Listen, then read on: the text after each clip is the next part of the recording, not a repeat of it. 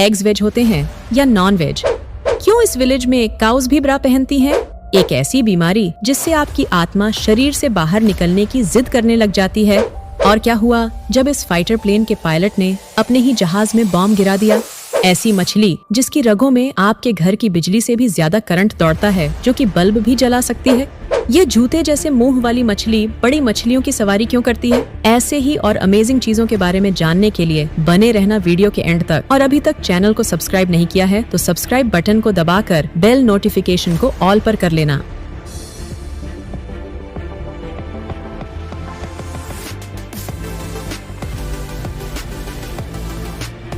Number 11, ये है चिपकू मछली रिमोरा उर्फ सकर फिश, जिसे चिपकने की बहुत गंदी आदत होती है, वो भी इस जूते जैसे सर से, जो कि सक्शन कप की तरह काम करता है। इसीलिए ये मछली इंसान के मुंह से लेकर पैरों तक कहीं भी चिपक सकती है, कहीं भी। लेकिन यह अक्सर दूसरी बड़ी मछलियों पर ही चिपकती है और फ्री की सवारी करते हुए अपना पेट भरती है, जिससे बड़ी मछलियों की बहुत चिढ़ते हैं। और फायदा भी होता है। चिढ़ते हैं क्योंकि वजन बढ़ता है, और फायदा इसलिए क्योंकि यह चिपकू मछली उनकी स्किन से मरे हुए सेल्स, बैक्टीरिया और मुफ्तखोर कीड़ों को खाकर हेल्प कर देती।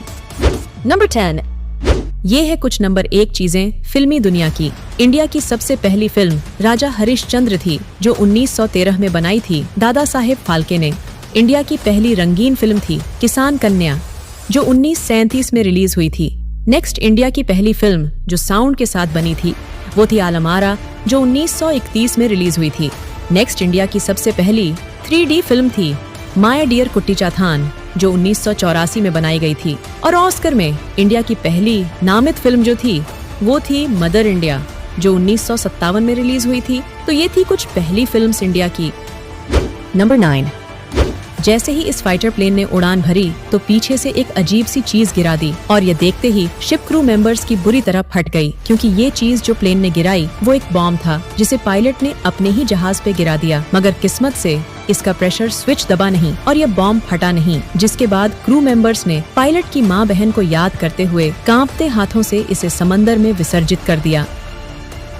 नंबर 8, इस आदमी को देखो, ये है वांग, और इसने एक लोन लिया था गाड़ी खरीदने के लिए, और अभी ये अपने रूम से बाहर नहीं जा सकता, क्योंकि चाइना में अगर आप कोई लोन लेते हो और फिर उसको किसी वजह से चुका नहीं पाते हो तो अब आप कोई ट्रेन टिकट बुक नहीं कर सकते, फ्लाइट टिकट बुक नहीं कर सकते, होटल्स भी नहीं बुक कर सकते, जिम नहीं जा सकते और चैन से खाना भी नहीं खा सकते। अब से जब भी आपको कोई कॉल करेगा तो उसे नॉर्मल रिंग की साउंड सुनाई नहीं देगी, उसे ये सुनाई देगा कि जिस बंदे को आप कॉल कर रहे हो वो पैसे खा के बैठा है, और जैसे ही ये फोन उठाए तो उसको बोलो कि भाई पैसे वापस कर दे। और इससे भी वर्स्ट, अगर आप किसी सिटी सेंटर एरिया में वॉक करने जाते हो जहाँ पे बड़ी बड़ी स्क्रीन लगी हुई होती है, चाइना में हर कुछ दूरी पे बहुत कैमरा हैं, तो वो तुम्हारी फोटो क्लिक करेंगे और उसी वक्त रियल टाइम उसको डिस्प्ले करेंगे उस बड़ी स्क्रीन में सबके सामने पब्लिकली। और वहाँ पे एक टेक्स्ट भी लिखा होगा कि ये एक बेईमान इंसान है, सब इससे दूरी बना के रखें।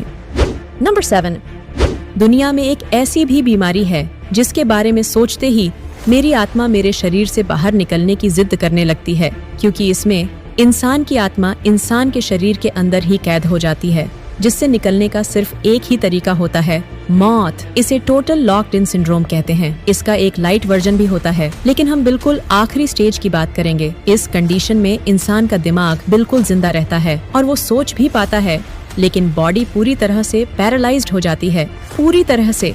और फिर इंसान न तो हिल सकता है, न उठ सकता है, न आंखें हिला सकता है, और न ही दर्द बयां कर सकता है। यहाँ तक कि डॉक्टर्स को बिना मशीन के ये भी पता नहीं चलता कि इंसान सो रहा है, जाग रहा है या रो रहा है। कुल मिला के वो अपनी ही बॉडी में कैद हो जाते हैं। नंबर 6, ये बोट्स मिलकर एक आइलैंड को धक्का मार रही हैं, जिसे देखकर पहले तो मुझे लगा कि शायद इन लोगों ने माल फूंक कर कोई मोटिवेशनल वीडियो देख ली होगी, लेकिन ऐसा नहीं है। दरअसल ये अमेरिका की चिपीवा झील में बना फ्लोटिंग आइलैंड है, जो कि दलदल से बना है, जिसे वहाँ के लोकल्स हर साल धक्का मारकर झील में एक तरफ सरका देते हैं, बिकॉज ये आइलैंड बहते बहते उस इकलौते ब्रिज को तोड़ने पहुँच जाता है, जो कि 2 मेन इलाकों को आपस में जोड़ता है। और 1923 से ये आइलैंड इस ब्रिज को तोड़ने की कोशिश कर रहा है, लेकिन हर बार लोकल्स इसका मिशन नाकाम कर देते हैं। नंबर 5, ये एक इलेक्ट्रिक ईल है जिसे छूते ही आपको 852 वोल्ट्स का इलेक्ट्रिक करंट लगेगा, जो कि आपके घर में लगे सॉकेट से 3 गुना ज्यादा है। ये मछली इतनी खतरनाक है कि यह अपने से बड़े शिकार मगरमच्छ को भी बिजली के झटकों से मार सकती है। इलेक्ट्रिक ईल का एक झटका किसी भी इंसान के हेयरिंग और रेस्पिरेटरी सिस्टम को फेल कर सकता है। इनका झटका इतना तेज होता है कि इनसे 40 वोल्ट का लाइट बल्ब भी जलाया जा सकता है। ये अपनी बिजली की मदद से शिकार को दूर से ही मार गिराती है, जिसकी वजह से दूसरे शिकारी इसके आसपास भी नहीं भटकते। ये मछलियाँ एक दूसरे से बात करने के लिए और अपने शिकार को खोजने के लिए अपनी इलेक्ट्रिक वेव्स का इस्तेमाल करती हैं।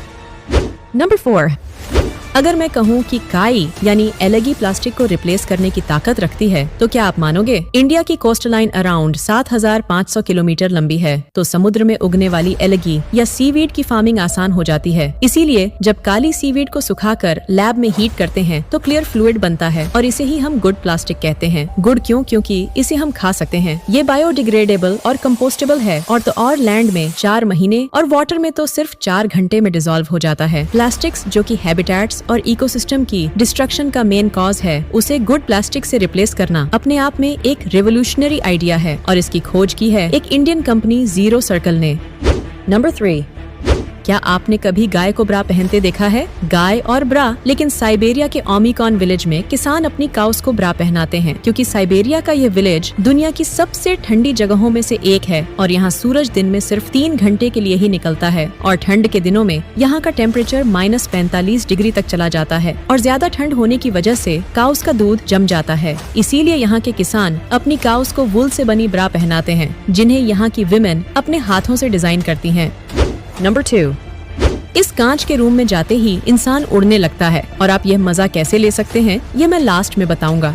ये एक वर्टिकल वाइन टनल है जिसे इंडोर स्काई डाइविंग के लिए इस्तेमाल किया जाता है। इसमें 3 साल की उम्र से लेकर कोई भी बड़ा बूढ़ा इस चैम्बर में उड़ने का मजा ले सकता है। बस आपका वजन 136 किलो से कम होना चाहिए। इस विंड टनल के नीचे एक बड़ा पंखा लगा हुआ है जो 200 से 300 किलोमीटर प्रति घंटा की स्पीड से हवा फेंकता है। इतनी तेज हवा आपको उड़ाने के लिए काफी है।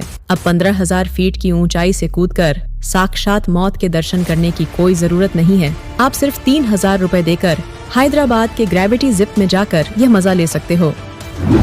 नंबर 1, कुछ लोग बोलते हैं कि एग्स मुर्गी के मेंस्ट्रुअल वेस्ट का कोएगुलेटेड फॉर्म है, जिसका मतलब है कि जब आप एक अंडा खाते हो तो क्या सच में आप मुर्गी के पीरियड्स वेस्ट को ही खा रहे हो या फिर बात कुछ और ही है? देखो, अगर बायोलॉजिकली देखा जाए तो चिकन डू नॉट मेंस्ट्रुएट, लेकिन टेक्निकली देखा जाए तो एक एग उससे कम भी नहीं है। नेचुरली एक मुर्गी साल में सिर्फ 15 अंडे ही देती है, लेकिन क्योंकि अब ये बहुत ही बड़े लेवल का धंधा बन चुका है तो इसी मुर्गी से जबरदस्ती एक साल में 300 अंडे दिलवाए जाते हैं। इसका मतलब है कि इनको हर रोज a kind of menstrual cycle से गुजरकर आपके लिए ऐसे एग्स को रिलीज करना पड़ता है। दिस इज सिमिलर टू जो फीमेल्स में हर महीने पीरियड्स के बाद एग रिलीज होता है। अब मुर्गी के ओवरी से रिलीज एग इस तरह से मल्टीपल स्टेजेस से गुजरकर लगभग 20 घंटों में तैयार होकर बाहर निकलता है। एंड ये पेनफुल प्रोसेस हर दिन लगभग 2 साल तक चलता है, क्योंकि इसके बाद चिकन की हालत कुछ इस तरह की हो जाती है और ये एग्स प्रोड्यूस नहीं कर पाती। ध्यान रहे कि एग्स के साथ साथ मुर्गियों की हॉरिबल बायो मेमोरीज